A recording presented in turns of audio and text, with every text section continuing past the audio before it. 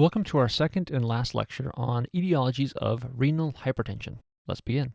In this lecture, we'll discuss atheroembolic disease of the renal arteries, sickle cell nephropathy, and scleroderma renal crisis. Let's begin with atheroembolic disease of the renal arteries. Atheroembolic disease of renal arteries refers to showers of cholesterol crystals that dislodge from plaques in large arteries and embolize to the renal vasculature. This process can lead to a kidney injury several weeks after an inciting event, such as angiography. However, it is rare for a patient to present with just a kidney injury related to this syndrome, since the cholesterol crystals will embolize throughout the body. Therefore, patients may present with livedo reticularis, mesenteric ischemia, or transient ischemic attack, which help lead to the diagnosis of a kidney injury during workup. Here's a histological slide of an occluded renal artery secondary to atherosclerotic disease of the renal arteries. The renal artery is occluded with a pinkish mass with cholesterol clefts, which is characteristic of an atherosclerotic embolus. Now that we reviewed atheroembolic disease of the renal arteries, we will discuss sickle cell nephropathy. Here's an overview slide of all the topics we'll discuss relating to sickle cell nephropathy. Let's begin with definition. Sickle cell nephropathy is a type of nephropathy that occurs secondary to sickle cell disease. The sickling of red cells in the small blood vessels causes renal complications, which we will continue to discuss in the following slides. In the medulla of the kidneys, the environment is relatively hypoxic and acidic, which precipitates sickling of red blood cells in patients with the disease. This leads to increased inflammation in the kidneys, vasoconstriction in blood vessels in the area, and vaso-occlusion. This gradually leads to renal ischemia and infarction over time, which leads to loss of renal function. The first image shows the blood flow in the vessels with normal red blood cells. Normal red blood cells are biconcave, disc-shaped with physical properties of their membrane, such as bending energy and elasticity. This ensures blood flow even through the minute of capillaries in the body without any obstruction of vessels. On the other hand, the image below it shows the blood flow in the vessels with abnormal sickle-shaped red blood cells. The endothelium is hyperactive in sickle cell disease, which leads to an enhanced red blood cell and neutrophil adhesion on the vessel wall, resulting in slowed flow, especially in post-capillary venules, leading to vaso-occlusion and ischemia. When this sickling occurs in the small microvasculature of the kidney, it can lead to ischemic injury and nephropathy. This sickling of red blood cells within the microvasculature results in infarction. In the kidney, this occurs mainly in the renal papilla. Sequelae of recurrent papillary infarction include papillary necrosis, renal failure, and a high frequency of urinary tract infections. Sickle cell nephropathy progresses to end-stage renal disease in approximately 5% of patients. The given specimen shows renal necrosis in a case of sickle cell nephropathy. Necrosis in the renal tissue typically manifests as a hemorrhagic infarction, as you can see here. First, in order to prevent further damage to the kidneys, patients with sickle cell disease should be counseled to avoid nephrotoxic medications. Additionally, the control of their sickle cell disease should be optimized with drugs like hydroxyurea in order to prevent complications related to sickling, such as sickle cell nephropathy. Finally, let's discuss scleroderma renal crisis. Here's an overview slide of all the topics we'll discuss on scleroderma renal crisis. Let's begin with definition.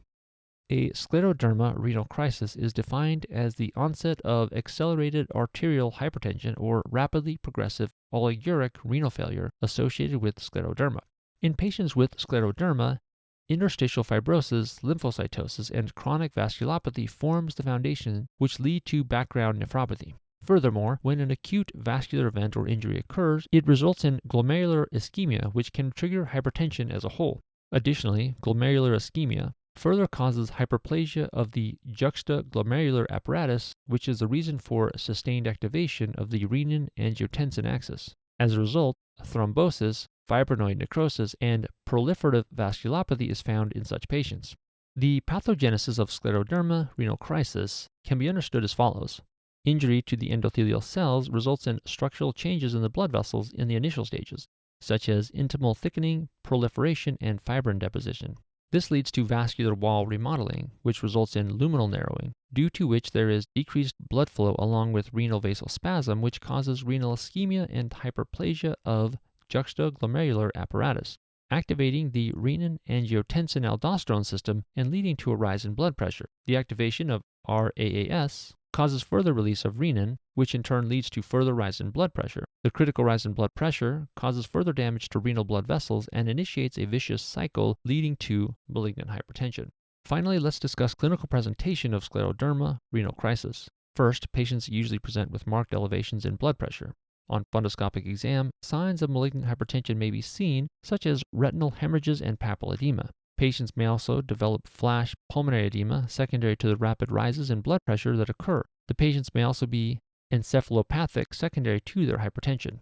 First, to be diagnosed with a scleroderma renal crisis, the patient needs to have new onset blood pressures that are greater than 150/85. They will also have a progressive increase in their serum creatinine. Creatinine is likely to increase by 0.5 to 0.1 creatinine per day in this condition, as kidneys lose the ability to remove waste and balance fluids. Additionally, both proteinuria and microscopic hematuria may be found on dipstick urinalysis. Hence, in a patient with a history of scleroderma with the clinical presentation on the last slide and these laboratory findings, it can be concluded that they are in a scleroderma renal crisis. Let's move on to treatment. Regular blood pressure monitoring is highly recommended in patients with scleroderma, and patients should be educated about the same. Hypertension in scleroderma should be managed by introducing angiotensin-converting enzyme inhibitors or increasing the dose if already being taken. In cases where renal replacement therapy is required, this is generally achieved with hemodialysis.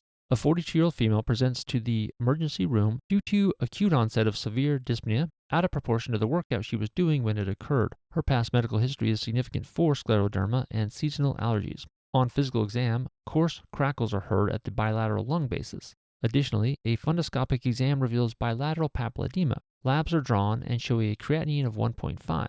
Vital signs show a temperature of 99.9 degrees Fahrenheit, blood pressure of 175/100, heart rate of 74, respiratory rate of 16, and oxygen saturation of 95%.